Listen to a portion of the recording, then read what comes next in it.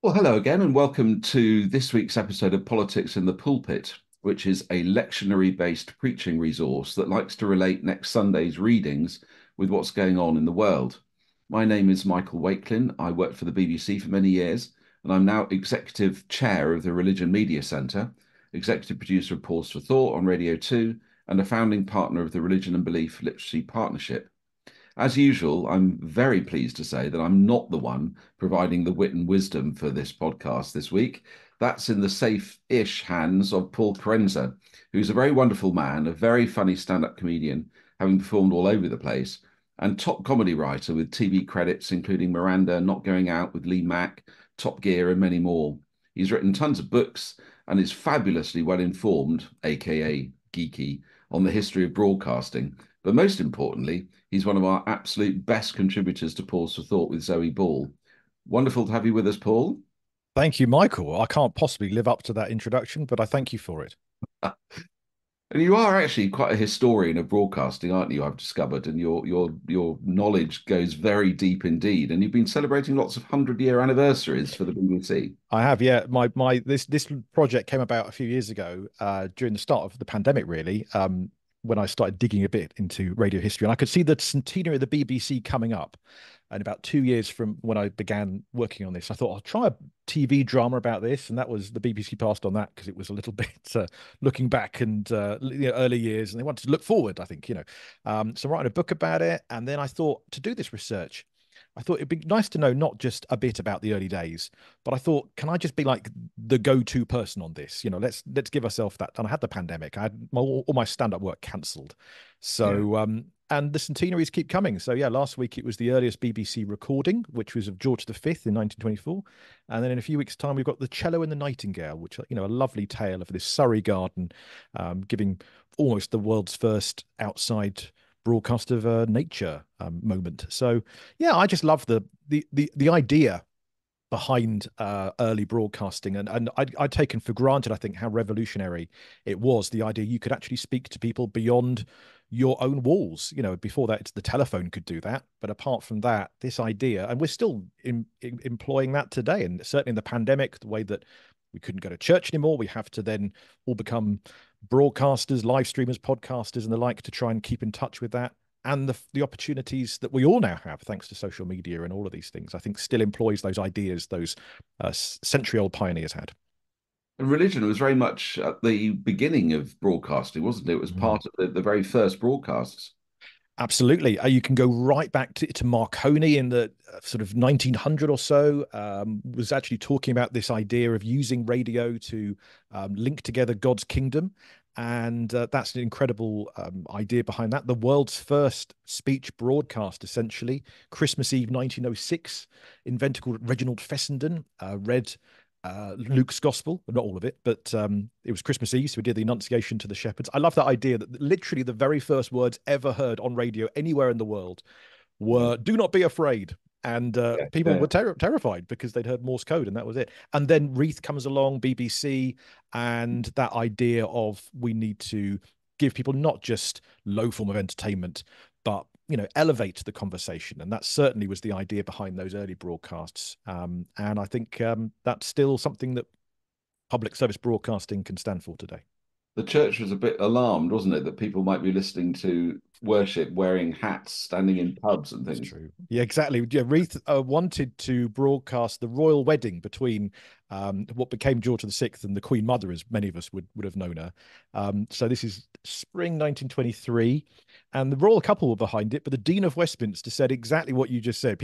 Men could be listening in pubs with their hats on, and you couldn't plan what state people would be in when they heard this sort of thing. And in a way, it's a fun idea behind that sort of comment, but at the same time, the whole idea of broadcast, and when we do pause for thought, you have to imagine who's listening to this. Is Yeah. it someone on a school run? Is it a trucker? Is it, and I've done, you do the nine, so the 7:15 pause for thought, but I've done the middle of the night ones. You've got to imagine the late night truckers and the night shift workers, Yeah. Yeah. those who can't sleep. So yeah, sometimes you do have to think we are meeting people where they are.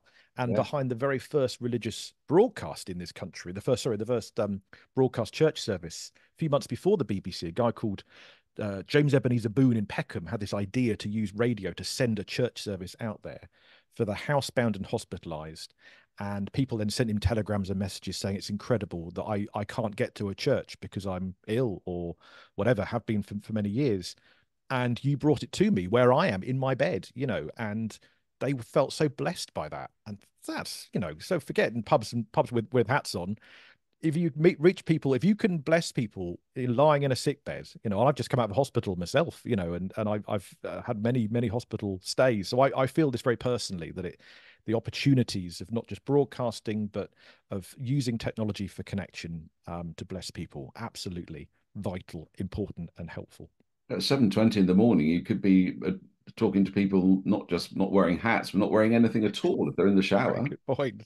I've had friends who. What's lovely about doing the Pulse of Thought as well is you often get texts from friends I've not heard from for literally decades. People I was at university with saying, "Yeah, I was just putting the porridge on and happened to hear your voice, or got in the car and I normally don't hear it because I'm doing off to work, but I was doing the school run today, or indeed I was in the shower. I think I don't need to know that bit, but thanks. But good to know, So there is that."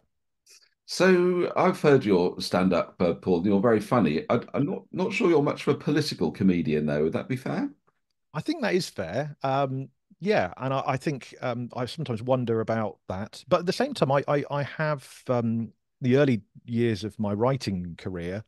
I was writing for the News Quiz and the Now Show. Radio 2 had a show called Parsons and Naylors pull out sections, and we did Dead Ringers. So I've done about half a dozen at least of the topical comedy shows. Not saying that necessarily means I was in any case a political writer, because often you're trying to find an angle on the week's news that kind of makes it either a bit silly or simplifies it, or some easy, accessible way in. So as a writer, I've done that a bit in the past, and occasionally on stage, I do have a little bit of a yeah, I think it's a platform that you got to use carefully, and I know from experience that actually I'm at my best on stage when I'm probably at my silliest, Mm. and silly jokes, one-liners, props, silly songs, whatever. But occasionally, yeah, you can make a point, and I certainly, absolutely stand up for the many other those maybe actually those few stand-ups who do use their platform to raise the bar a bit and elevate the conversation and punch up, and certainly not punch down. And in fact, that's one change I maybe have made over the years. I'm not perfect by a long shot, and I've been gigging now for 20 years. But when I started out, I know I've done jokes in the past that punched down. I was never particularly Frankie Boyle, or actually, in fairness, Frankie Boyle doesn't punch down. I think he punches up, but I was never that outrageous or edgy. But I know that I have done jokes that victimized someone in the audience or a Mm. celebrity or maybe even a group of people, which I look back on and I go, A, was, I think, wrong and unhelpful. Mm. And, picking on people, I never made a habit of it. But if someone heckled, you try and think of Yeah. some sort of put down that has a go at them. I've changed. I think the nature of comedy has changed as well. And I've seen Yeah. comedians lately who've been going since the 90s and the noughties, Mm. still trying to do their edgy stuff. And actually, audiences have changed. We've now seen stand up on telly, which is Britain's Got Talent live at the Apollo. It's a bit more family friendly. I think also society generally, we Mm. are, some people say, more cautious about offense and the like. I Mm. see it as a good thing that actually we no longer really actually just we have more accountability, I think, about what we say, Yeah. maybe. Yeah.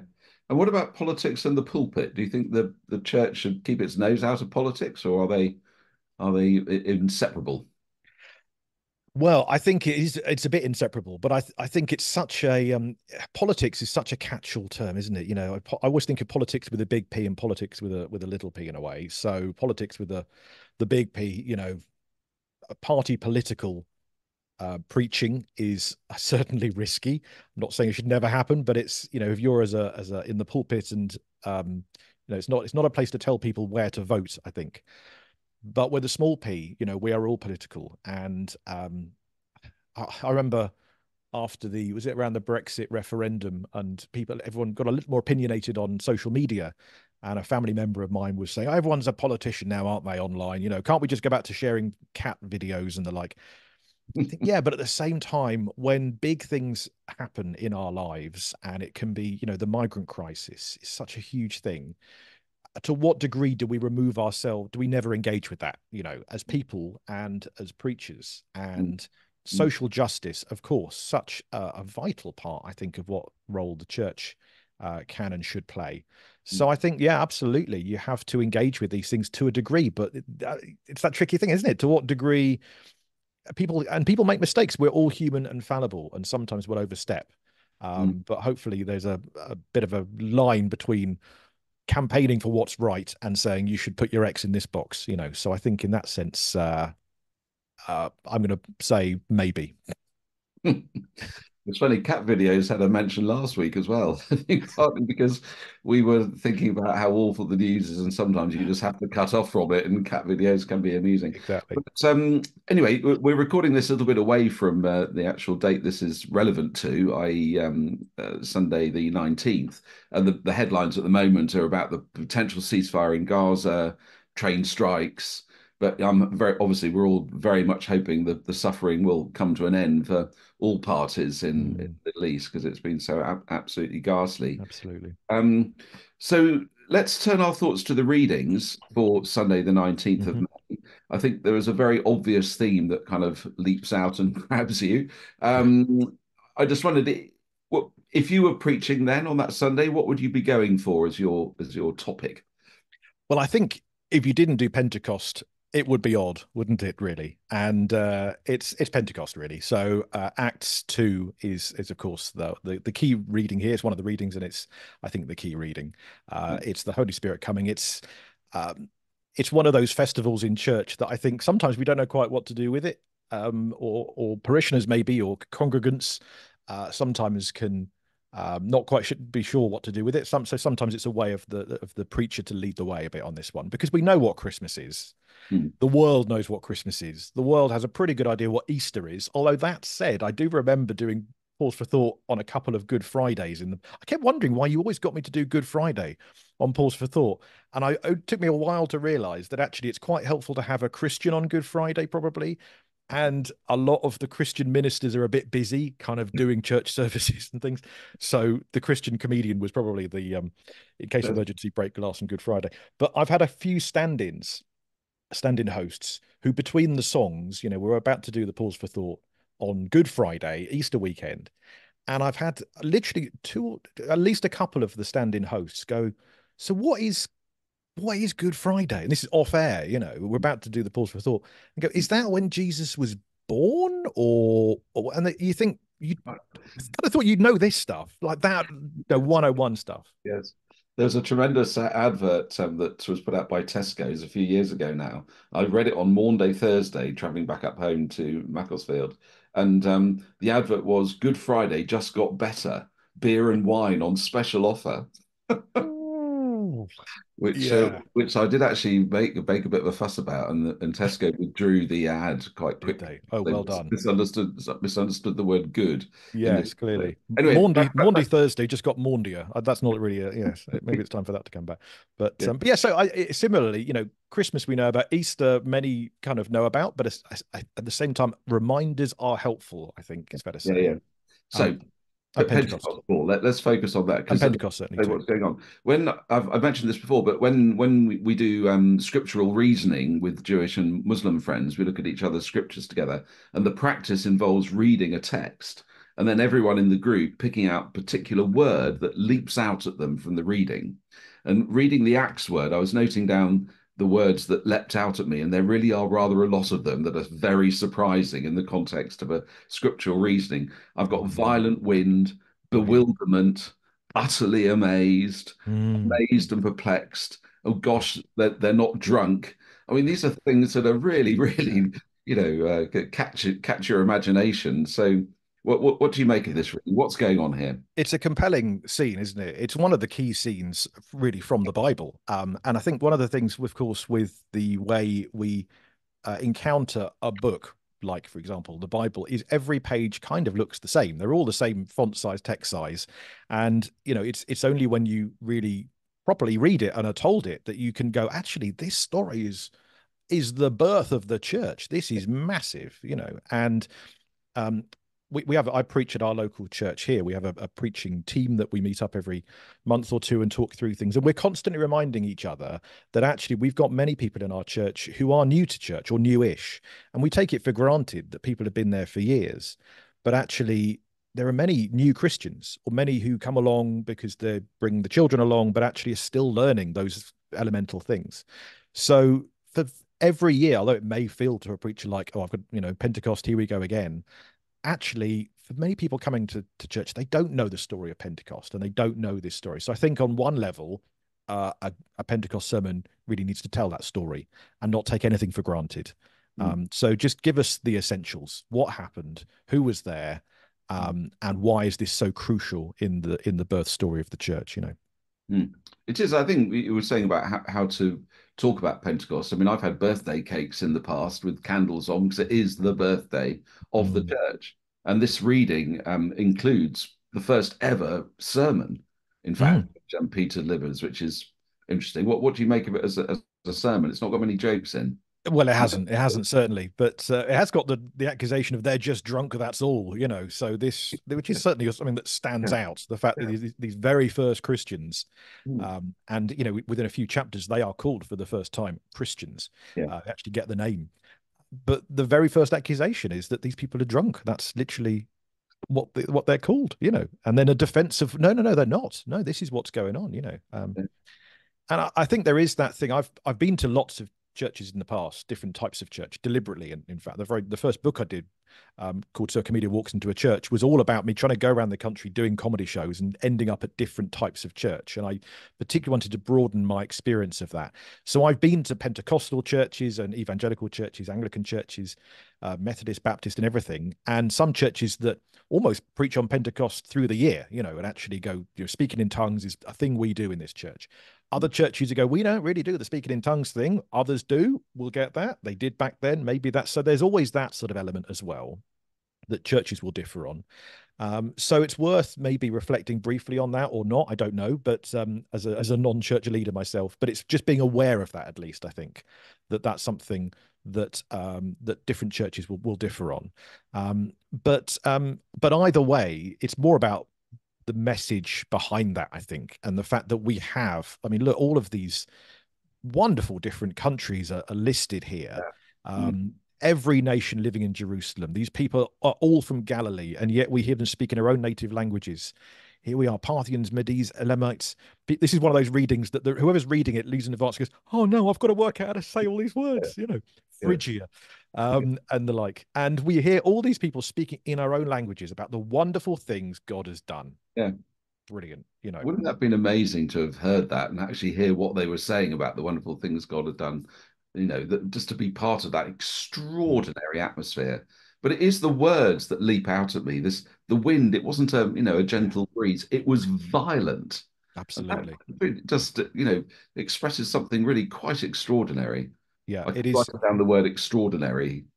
It's hugely dramatic. And in fact, just after Easter, I was tasked with preaching at our church. We had an all-age service, which we do every month, and I was tasked with it, the entire book of Acts. I had to summarize the entire book of Acts in about 15, 20 minutes to an all-age audience. And I thought, how in the world do I approach this? And I've always enjoyed in the past hearing any sermon that actually attempts to summarize either the whole Bible or the whole Old Testament or a whole book of the Bible, because I've always learned things doing that. So I thought, right, I will do my best here to try and summarize this in some way.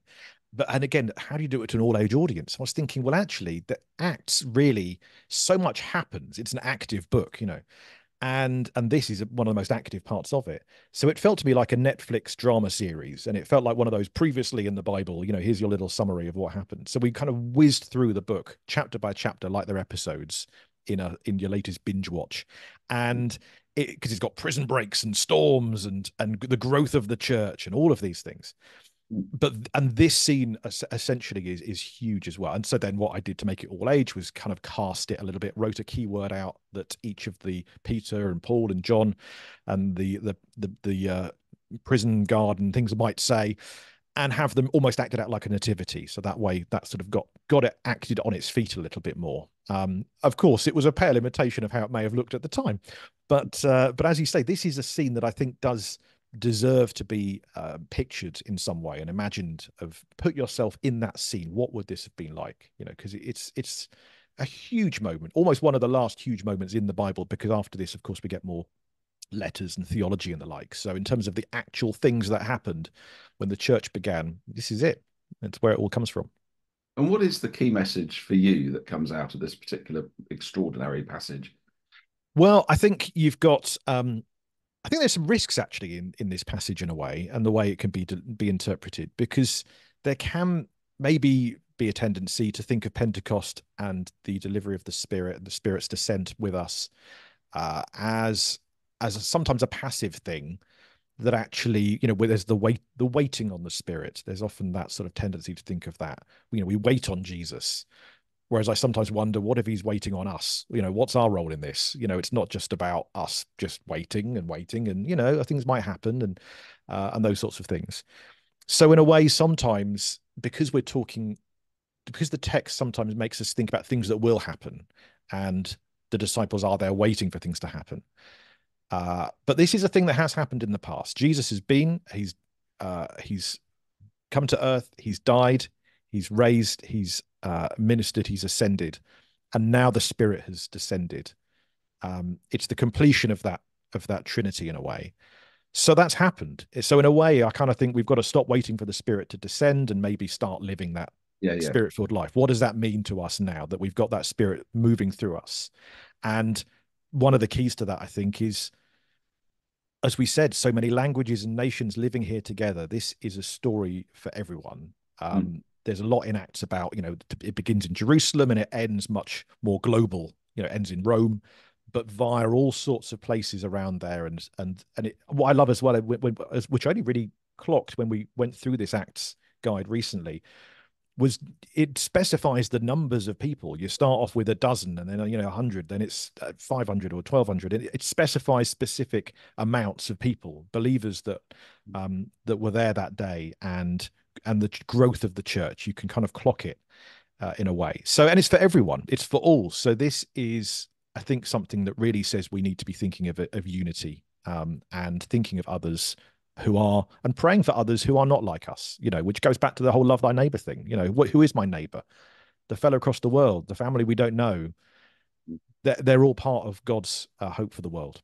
I think you touched on there something that springs out for me, that this is very much a beginning, isn't it? The kind of the waiting, all the big events that were going to happen have happened.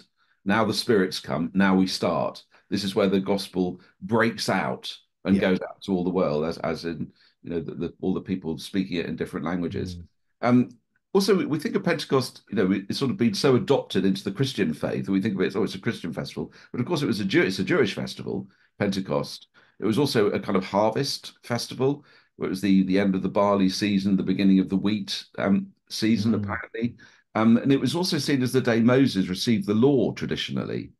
So in a way, there's also that beginning, in a sense, that the law of Moses, you know, wonderful, and obviously the bedrock of all Jesus's teaching. But now we kind of move on. This is the new bit, new beginning, the birthday, if you like. Yeah, brilliant. Yeah, absolutely. And I think something that also that reminds me of as well is there's that constant push pull I think you get in many churches, again, depending on what church you go to, different flavors of our relationship with ritual and our relationship with things that do repeat. And I know I've been to churches that go to Anglican churches as well that have the two different sides of it. The church I go to right now is actually quite ritualistic, and we like sticking to those annual things that come around again. My previous Anglican church was very much like, no, we're just, you know, for the next 12 weeks, we're going to be doing something about the completely different, that is in no way that you've never heard before. Different themes. We had 7 weeks in a row where it was all themed on different colors of the rainbow. You know, what does it mean that God is the creator of red and you know, the like, and drawing out some of those themes. Both have, I think, a very valid place, but there is a sense of ritual, as you say, that the fact this is a Jewish festival, it's a Christian festival, it's something that comes around every year.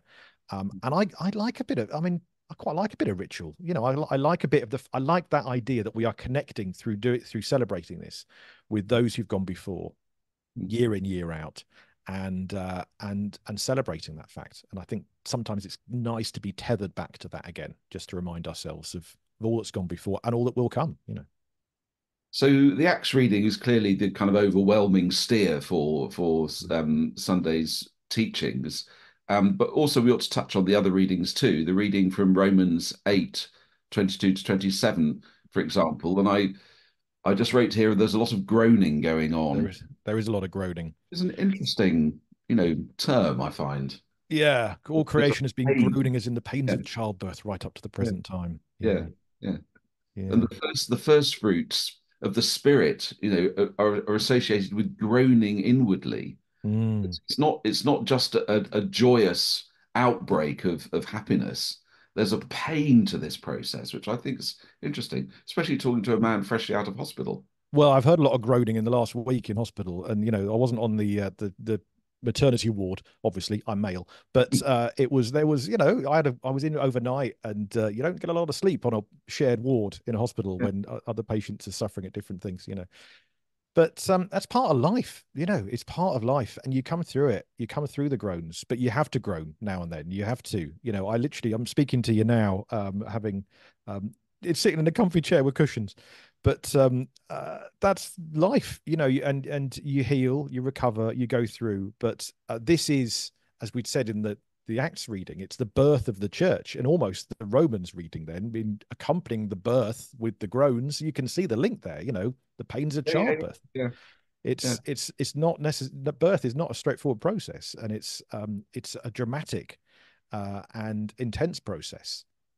And with that comes the fact that we lament. We groan because it says up to the present time and beyond. I would say we look at the news now, and there's constant worry, concern for the world, and that is the world we're in. But then there's also the line in verse 23 of Romans 8 here. We too wait with eager hope for the day when God will give us our full rights as his adopted children, Mm, including the new bodies he has promised us. Right now, I could do with a new body. Trust me, I really could. Um, mm. but we're adopted by God. That's a wonderful thought as well. The fact that actually it's talking about the birth and groaning, and I'm well aware we're two men here talking about this, but yeah, God's adopted us, whoever we are across the world, all these different nations, and the Spirit is for all, and God's plan is for all. And we have this adopted Father, which we pray every time we do the old Our Father prayer. That's who we're praying to, and yeah, we go through those times of this process, which is what the whole world is, I think, of lament and groaning as part of that, I guess. What do you make of the first fruits of the spirit? Have you encountered that, experienced that yourself? Well, I think it's one of those. Yeah, the first fruits, of course. There's that whole thing as well of giving the first fruits is back to God again is so huge and important. So that's something I think we should be dwelling on ourselves certainly. The thing is, I grew up in a Anglican church. But when I became a student, I started going to different sorts of church, and I kind of got a feeling that the church I grew up in was a little bit um, less confident in the spirit in a way. And I've been to other churches though that go all spirit and not much God and Jesus in a way. So I think probably the battle for the church is to work out which ones of the Trinity we need to be dwelling on at any one time. But it all goes back to the Father. The Spirit is there to help us. It descends upon us, and it helps us deliver that back to the Father again. So that's where it all comes from. How much would you see your comedic abilities, as it were, as a gift of the spirit, a fruit of the spirit? It's not specifically mentioned, is it, comedy, particularly in the Bible? Everyone says, oh, Jesus was a great stand-up, but Mm. It's not, is it? But at the same time, and I think, but so many of us, I think, we don't know our own we don't know our own strengths a lot of the time, unless we're American, in which case we know really well, and we tell a lot of people about it. And I mean that's a good thing. But we have a sense of being, oh no, not me, certainly. And sometimes it needs others to tell us these things. Obviously, we don't want to get a big ego about it, but at the same time, um, also as a comedian, we have a habit. I mean, it's true of every different job. You have a different way of being and how you turn up to your work. As a comedian, we turn up and we hide in a green room. We walk on stage, walk off. Thank you, good night, everybody. Get in a car and go home, and then move on to the next place. But it's only sometimes going back to a place, or thanks to social media, like you hear from people who go, actually, that thing was really helpful. You know, I'm doing this, the show I'm doing at the minute, as well as the stand-up shows, is linking back to what we said at the start, sort of retelling the story of old radio and the origins of the BBC. And there's no one around now really who remembers the birth of the BBC because it was 102 years ago. But I've had people coming to that show in their 90s sometimes. I had someone recently who came along to the show and said, she told me afterwards that she's not been to an entertainment show in over 10 years. And there's partly she just didn't find anything she wanted to see. This came along at the right time. A friend recommended it to her, and she said just the chance to come out and just laugh and learn and enjoy it. And I don't take that as a boost for my ego particularly, but it just makes you realize like what a joy it is that you can put a thing on that people can come along to and go home feeling a bit better about themselves or the world or whatever it might be. So in those things, I think suddenly you can go, actually, this is kind of I'm glad to be using those fruits of the spirit in that sense. If that's a purpose, that'll do me. That's great.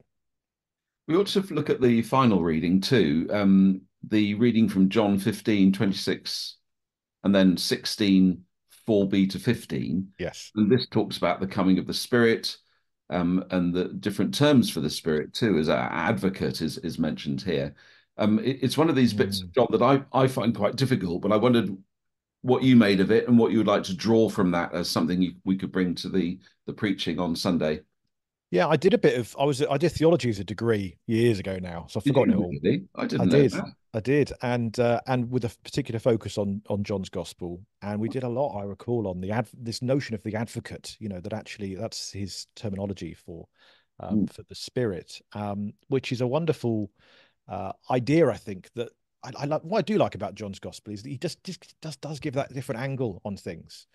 And Matthew, Mark, and Luke, that all sort of at different times overlap, and they're like, John does his own thing, and the way that a spirit can advocate for us to the Father. I think, okay, that's a different angle on that sort of attitude. Of course, all of those things come with the risk of overthinking anything, and before you know it, you've got some sort of it's like you're turning up at which is the bishop who turned up and got punched by St. Nicholas for um, you know, Arianism and the like. You have these different Mm. belief systems that go too far, but at the same time, the Spirit advocating for us, marvelous. The Spirit of truth, John describes this as, and yeah, that's for me helpful. I think as a reminder, sometimes I know we always hear these different talk about truth. I'm the way, the truth, and the life, and we know, I think, that inbuilt encouragement and importance of truth, the search for truth,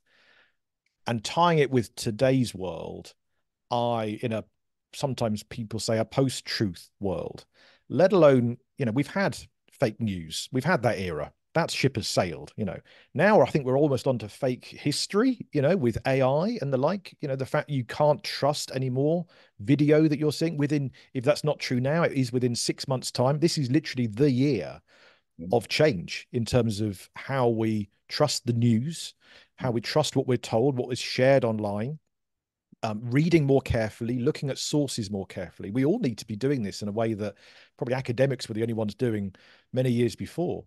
But I've seen things, being shared online that actually a few days later, someone known journalists go, oh, we hadn't realized actually we shared something that was probably propaganda, whatever it might be. So the search for truth is getting trickier.